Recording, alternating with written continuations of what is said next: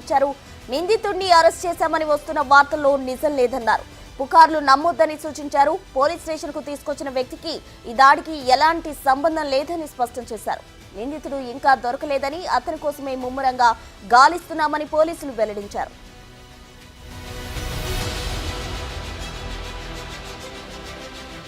ఇక ఇదే అంశానికి సంబంధించి మరింత సమాచారం మా ఇన్పుట్ ఎడిటర్ పవన్ అందించేందుకు సిద్ధంగా ఉన్నారు. పవన్,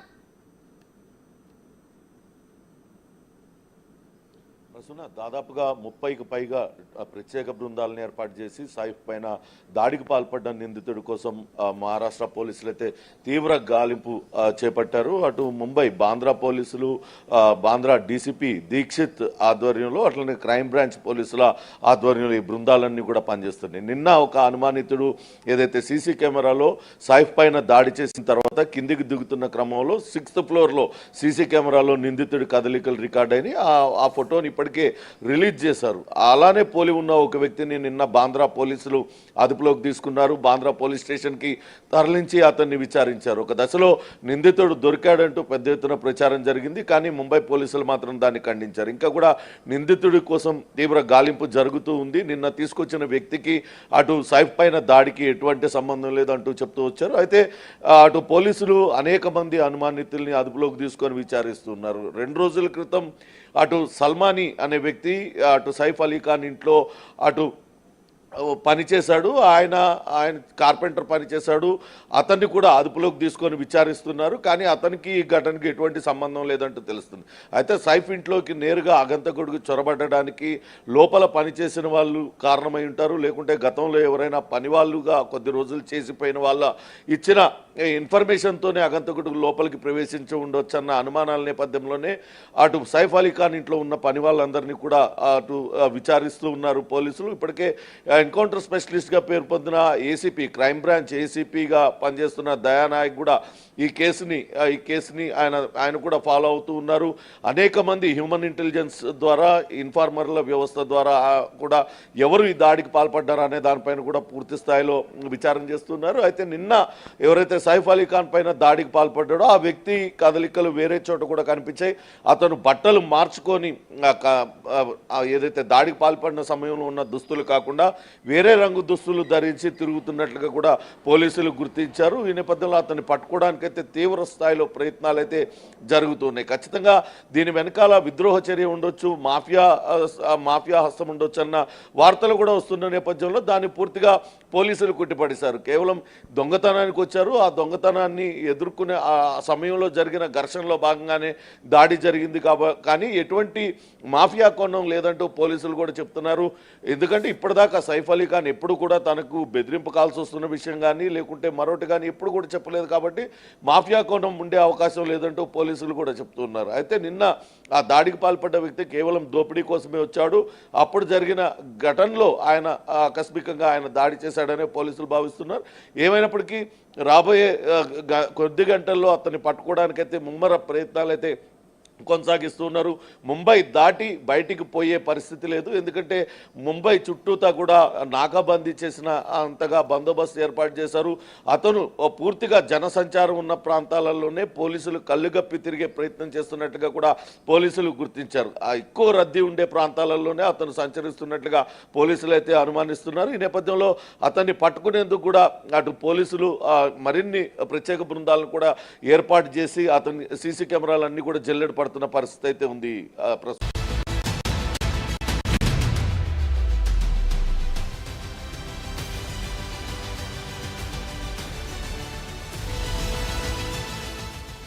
బ్రేకింగ్ న్యూస్ చూస్తున్నాం. సైఫ్ అలీ ఖాన్ పై దాడి కేసులో మరో ట్విస్ట్ నెలకొంది.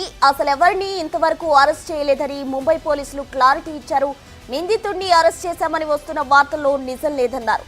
పుకార్లు నమ్మొద్దని సూచించారు. పోలీస్ స్టేషన్ కు తీసుకొచ్చిన వ్యక్తికి ఈ దాడికి ఎలాంటి సంబంధం లేదని స్పష్టం చేశారు. నిందితుడు ఇంకా దొరకలేదని, అతని కోసమే ముమ్మరంగా గాలిస్తున్నామని పోలీసులు వెల్లడించారు.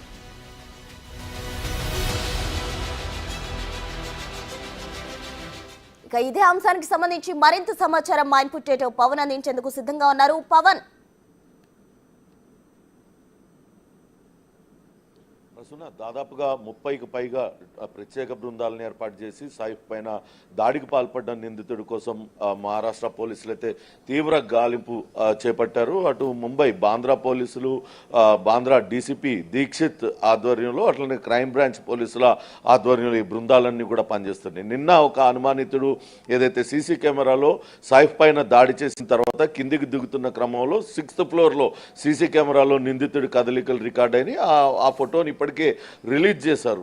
అలానే పోలి ఉన్న ఒక వ్యక్తిని నిన్న బాంద్రా పోలీసులు అదుపులోకి తీసుకున్నారు. బాంద్రా పోలీస్ స్టేషన్కి తరలించి అతన్ని విచారించారు. ఒక దశలో నిందితుడు దొరికాడంటూ పెద్ద ఎత్తున ప్రచారం జరిగింది. కానీ ముంబై పోలీసులు మాత్రం దాన్ని ఖండించారు. ఇంకా కూడా నిందితుడి కోసం తీవ్ర గాలింపు జరుగుతూ ఉంది. నిన్న తీసుకొచ్చిన వ్యక్తికి అటు సైఫ్ పైన దాడికి ఎటువంటి సంబంధం లేదంటూ చెప్తూ వచ్చారు. అయితే అటు పోలీసులు అనేక మంది అనుమానితుల్ని అదుపులోకి తీసుకొని విచారిస్తున్నారు. 2 రోజుల క్రితం అటు సల్మానీ అనే వ్యక్తి అటు సైఫ్ అలీ ఖాన్ ఇంట్లో అటు పనిచేశాడు. ఆయన కార్పెంటర్ పనిచేశాడు.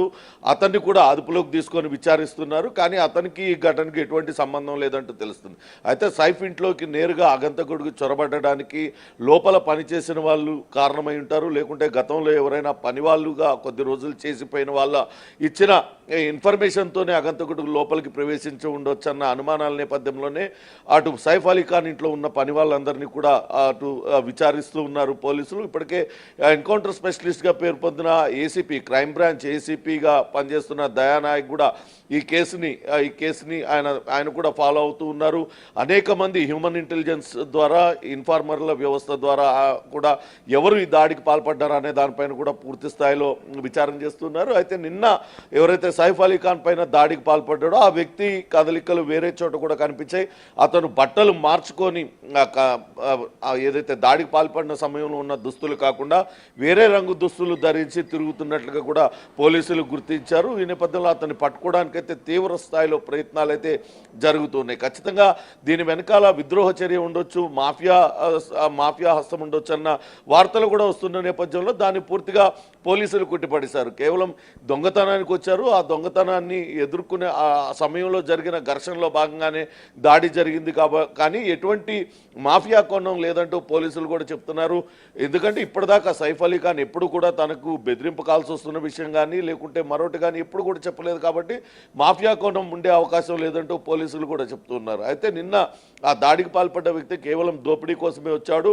అప్పుడు జరిగిన ఘటనలో ఆయన ఆకస్మికంగా దాడి చేశాడనే పోలీసులు భావిస్తున్నారు. ఏమైనప్పటికీ రాబోయే కొద్ది గంటల్లో అతన్ని పట్టుకోవడానికైతే ముమ్మర ప్రయత్నాలు అయితే కొనసాగిస్తున్నారు. ముంబై దాటి బయటికి పోయే పరిస్థితి లేదు. ఎందుకంటే ముంబై చుట్టూతా కూడా నాకాబందీ చేసిన అంతగా బందోబస్తు ఏర్పాటు చేశారు.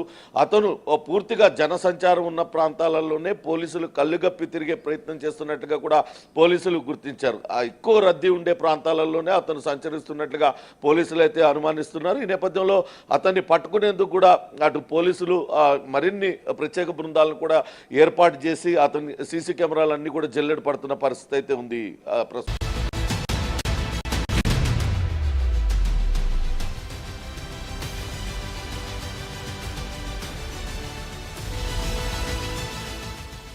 బ్రేకింగ్ న్యూస్ చూస్తున్నాం. సైఫ్ అలీ ఖాన్ పై దాడి కేసులో మరో ట్విస్ట్ నెలకొంది. అసలు ఎవరిని ఇంతవరకు అరెస్ట్ చేయలేదని ముంబై పోలీసులు క్లారిటీ ఇచ్చారు. నిందితుడిని అరెస్ట్ చేశామని వస్తున్న వార్తల్లో నిజం లేదన్నారు. పుకార్లు